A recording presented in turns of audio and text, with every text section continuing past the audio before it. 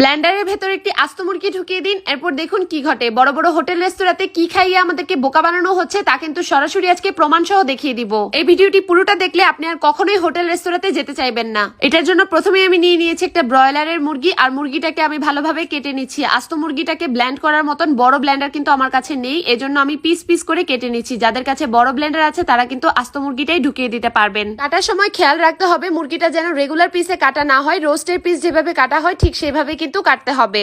উইংসের যে পিসটা ছিল সেই পিসটাকে আলাদা করে রেখে দিয়েছি, কারণ এই পিসটাতে হাড় আছে, আর বাকি হাড়টাকেও ছাড়িয়ে এভাবে ব্লেন্ডারের মধ্যে বুকের যে পিসটা আছে সরাসরি দিয়ে দিচ্ছি।